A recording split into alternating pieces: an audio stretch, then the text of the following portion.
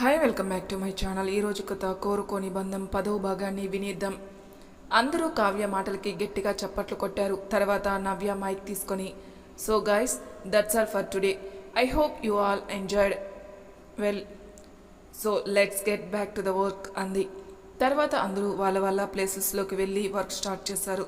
విక్రమ్ తన క్యాబిన్లోకి వెళ్ళి మూర్తి గారితో, అంకుల్, అందరూ బాగా చెప్పారు కదా అన్నాడు.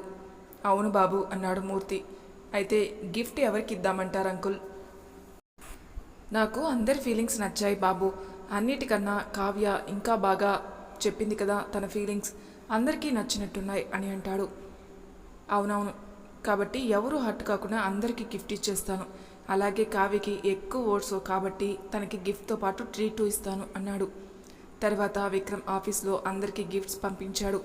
ఈవినింగ్ ఆఫీస్ అయిపోయిన వెంటనే విక్రమ్ నవ్య కారులో వెళ్తుండగా విక్రమ్ నవ్యను చూస్తూ, ఈరోజు ప్రోగ్రాం బాగా జరిగింది కదా నవ్య అన్నాడు. అంది నవ్య. నిన్నొకటి అడగనా నవ్య అన్నాడు. అడగండి విక్రమ్ గారు అంది నవ్య విక్రమ్ వైపు తిరుగుతూ.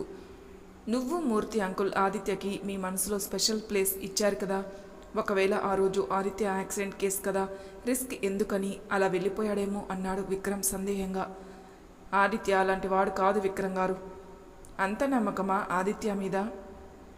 అంది నవ్య. మరైతే ఇన్ని ఇయర్స్లో ఒక్కసారి కూడా మీకు కనపడలేదు కదా, ఇంకా ఎందుకు వాడిపై అంత నమ్మకం? ఆదిత్య రాలేని పరిస్థితుల్లో ఉండొచ్చు కదా విక్రమ్ గారు. ఎప్పుడూ నెగిటివ్గానే కాదు, పాజిటివ్గా కూడా ఆలోచించాలి. అయినా ఆదిత్య గురించి మీరెందుకు అడుగుతున్నారు? ఎందుకంటే ఆదిత్య పేరు విన్నప్పుడు నీ కళ్ళల్లో స్పార్క్ కనిపించింది, అంతలోనే బాధ, అందుకే అడిగా. నవ్య ఏమీ మాట్లాడలేదు.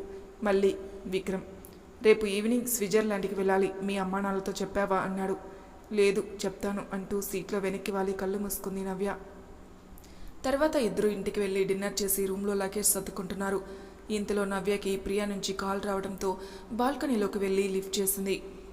ఏంటి మేడం, ఈ మధ్య మమ్మల్ని మర్చిపోయినట్లున్నారే అని అడిగింది ప్రియా. అంత లేదులేవే, కొంచెం బిజీగా ఉండి చేయలేదు అంది నవ్య.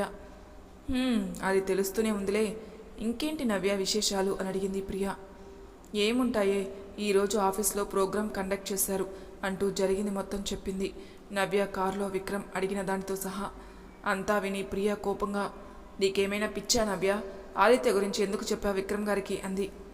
చెప్తే ఏముంది ప్రియా, ఎప్పటికైనా తెలియాల్సిందే కదా.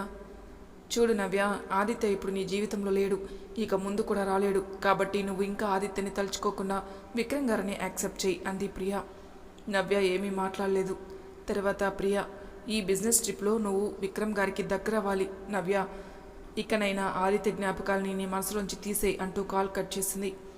అప్పటి వరకు వాళ్ళ మాటలు విన్న విక్రమ్ నవ్య చూడకుండా రూమ్లోకి వచ్చి పడుకున్నాడు. తర్వాత నవ్య కూడా సైలెంట్గా వచ్చి సోఫాలో పడుకుంది. ఇద్దరూ ఎవరి ఆలోచనలతో వారు ఎప్పటికో నిద్రపోయారు. ఆ నెక్స్ట్ డే నవ్య విక్రమ్ ఇద్దరూ ఎయిర్పోర్ట్కి వెళ్ళడానికి రెడీ అయ్యారు. లక్ష్మి మోహన్లతో కలిసి నలుగురు కారులో బయలుదేరారు. కారులో వెళ్తున్నంతసేపు నవ్య మౌనంగా ఉండిపోయింది. విక్రమ్ నవ్యనే గమనిస్తూ కార్ డ్రైవ్ చేస్తున్నాడు. కాసేపటికి విక్రమ్ నవ్య వాళ్ళ ఇంటి ముందు కారు ఆపి నవ్యని తీసుకుని లోపలికి వెళ్ళాడు. వెనకాలే లక్ష్మి మోహన్ కూడా.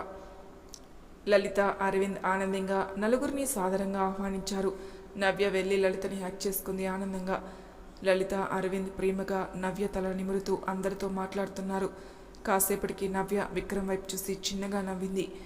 విక్రమ్ నవ్య చెవిలో మెల్లగా, అమ్మయ్య, ఇప్పటికైనా గమనించావు నన్ను, థ్యాంక్ గాడ్.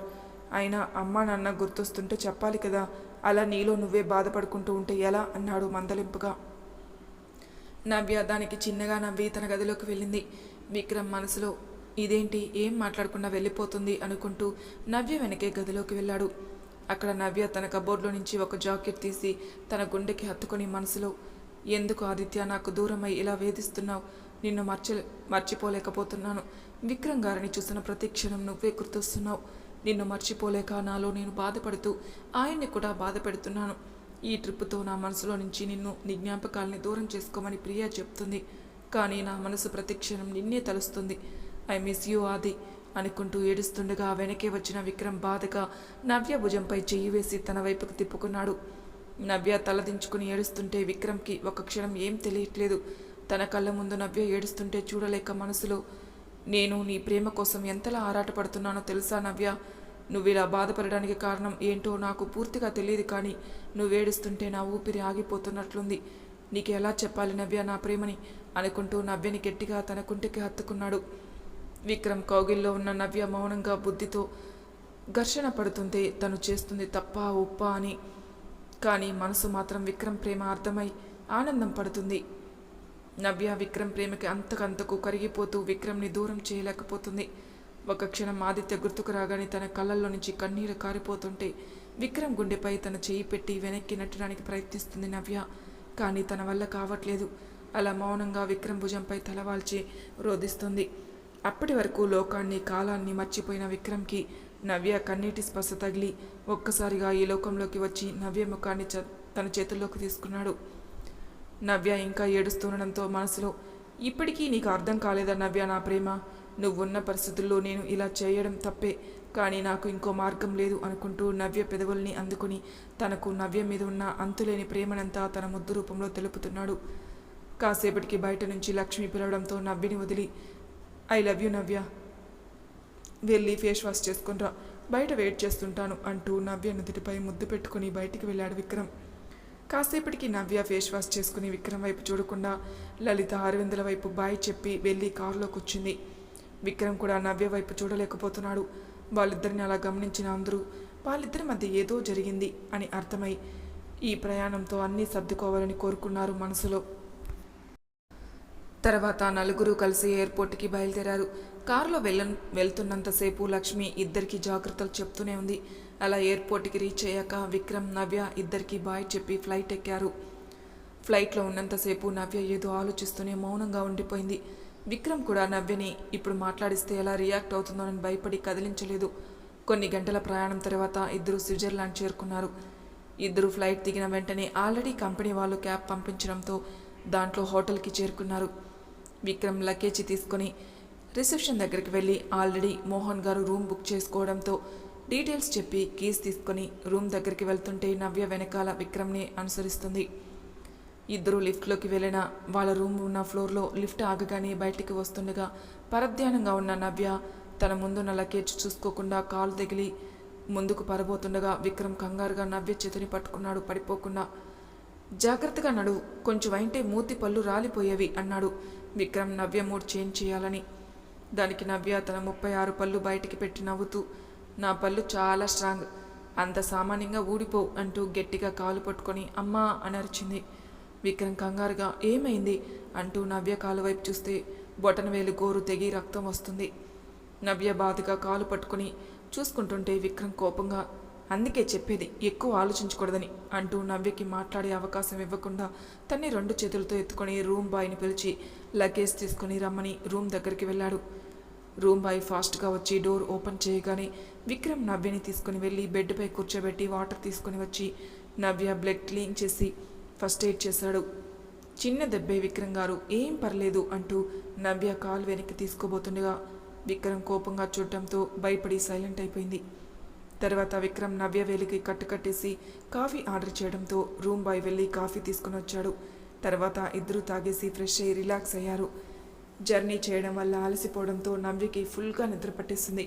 బాగా నిద్రపోయి సాయంత్రం లేచేసరికి విక్రమ్ లగేజ్ మొత్తం కబోర్డ్లో సర్దుతూ కనిపించాడు. నవ్య కంగారుగా కిందికి దిగి తన బ్యాగ్ దగ్గరికి వెళ్ళి, నేను సర్దుకుంటాను విక్రమ్ గారు అంది. విక్రమ్ కోపంగా నవ్య వైపు చూస్తూ, ఏయ్ తప్పుకో ముందు అన్నాడు. నో, నా లగేజ్ నేనే సర్దుకుంటాను అంటూ నవ్య ముందుకు రాగా విక్రమ్ నవ్యని దగ్గరకు లాక్కొని తన కళ్ళల్లోకి చూస్తూ, ఏంటి ఎక్కువ మాట్లాడుతున్నావు? ఎక్కువ మాట్లాడితే నేనేం చేస్తానో తెలుసు కదా అంటూ చిలిపిగా నవ్వుతూ అన్నాడు. వెంటనే నవ్య కంగారుగా విక్రమ్ పట్టు విడిపించుకుని వెళ్ళి బెడ్పై కూర్చుని బుంగమూత పెట్టుకుని కూర్చుంది. విక్రమ్ అది చూసి నవ్వుకుంటూ లగేజ్ మొత్తం సర్దేశాడు. అంతా అయ్యాక నవ్య, విక్రమ్ గారు అంటూ పిలిచింది ప్రేమగా. ఏం కావాలంట యువరాణి గారికి అన్నాడు విక్రమ్ నవ్య వైపే చూస్తూ. ఎంతసేపని ఇలాగే ఉండాలి, బయటికి వెళ్దామా అంది గారంగా. వద్దుమా, నీ కాలు నొప్పి తగ్గే వరకు ఇక్కడే బ్రేక్ఫాస్ట్ లంచ్ డిన్నర్ అన్నీ అన్నాడు. ప్లీజ్ విక్రమ్ గారు, నా కాలు నొప్పి తగ్గిపోయింది, కావాలంటే చూడండి అంటూ కాలు ముందుకు పెట్టింది నవ్య.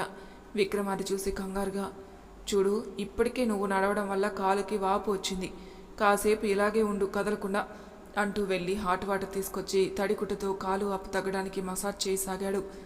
నవ్య విక్రమ్ ప్రేమకి మంత్రముగ్ధురాలై విక్రమ్ వైపే చూస్తుంటే విక్రమ్ అది గమనించి మనసులో నవ్వుకుంటూ ఏంటి అన్నట్టు కళ్ళతోనే అడిగాడు. వెంటనే నవ్య సిగ్గుతో ఏం లేదని తల ఊపింది. విక్రమ్ నవ్వుకుంటూ మసాజ్ చేయడం అయిపోయాక ఇద్దరికి ఫుడ్ ఆర్డర్ చేశాడు. తర్వాత ఇద్దరు మాట్లాడుకుంటూ తినడం కంప్లీట్ చేశాక నవ్య పడుకోవడానికి సోఫా కోసం చూస్తే రూమ్లో సోఫా కనిపించకపోవడంతో మనసులో రూమ్లోకి వచ్చినప్పుడు ఇక్కడ సోఫా ఉనింది, మళ్ళీ అంతలోనే ఎలా మాయమైంది అని ఆలోచిస్తుండగా విక్రమ్ ఏంటి ఆలోచిస్తున్నావు, వచ్చి పడుకో అంటూ బెడ్ చూపించాడు. ఇక్కడ సోఫా ఏమైంది విక్రమ్ గారు అంది నవ్య. నువ్వు నిద్రపోయినప్పుడు నేనే తీయించేశాను అన్నాడు విక్రమ్ తాపిగా. ఎందుకు అన్నది. ఎందుకంటే అంటూ విక్రమ్ కొంటగా చూస్తూ దగ్గరకు రాగా నవ్య ఫాస్ట్గా వెళ్ళి బెడ్పై పడుకుని కళ్ళు మూసుకుంది. విక్రమ్ కూడా నవ్వుకుంటూ వెళ్ళి పడుకొని మనసులో అమ్మయ్య మా మళ్ళీ ఇన్నాళ్ళకు నాకు ఒక మంచి ఐడియా ఇచ్చింది అనుకుంటూ కళ్ళు మూసుకున్నాడు నిద్రపోవడానికి. కానీ కొత్త ప్లేస్ కావడం వల్ల ఇద్దరికీ నిద్ర పట్టక దొర్లుతూనే ఉన్నారు. ఇక ఇలా కాదని నవ్య లేచి టీవీ పెట్టుకుని ఏదో ఇంగ్లీష్ మూవీ వస్తుంటే ఇంట్రెస్ట్గా చూస్తుంది. కానీ అది హర్రర్ మూవీ అని నవ్యకి తెలీదు. విక్రమ్ కూడా బెడ్పై పడుకుని మూవీ చూస్తున్నాడు. ఇంతలో మూవీలో భయంకరమైన సీన్ రావడంతో నవ్య భయపడి పక్కనే ఉన్న విక్రమ్ని గట్టిగా హత్తుకుంది. విక్రమ్ నవ్య భుజంపై చెయ్యి వేసి నిమురుతూ రిలాక్స్ నవ్య అన్నాడు. నాకు భయం వేస్తుంది విక్రమ్ గారు అంది నవ్య. అయితే టీవీ ఆఫ్ చేయనా అన్నాడు. ఓకే అంది నవ్య విక్రమ్ని అలాగే పట్టుకొని. వెంటనే విక్రమ్ టీవీ ఆఫ్ చేసి నవ్యను అలాగే గుండెకి హత్తుకొని పడుకున్నాడు. కాసేపటికి నవ్య తేరుకుని దూరం జరగడానికి ప్రయత్నించిన విక్రమ్ పట్టు వదలకపోవడంతో మళ్ళీ ఎక్కువ కదిలిస్తే విక్రమ్ నిద్ర పాడవుతుందని అలాగే ఉండిపోయింది. తర్వాత విక్రమ్ కళ్ళు తెరిచి తన గుండెపై పసిపాపలా పడుకున్న నవ్యని చూస్తూ ప్రశాంతంగా నిద్రపోయాడు. మరి తర్వాయి భాగంలో ఏం జరుగుతుందో నెక్స్ట్ ఎపిసోడ్లో తెలుసుకుందాం. అంతవరకు నా ఛానల్ని సబ్స్క్రైబ్ చేయని వాళ్ళు ప్లీజ్ సబ్స్క్రైబ్ చేసుకోండి, లైక్ చేసి షేర్ చేయండి, మీ అభిప్రాయాలు నాకు కామెంట్ రూపంలో తెలియజేయండి. Thank you for listening.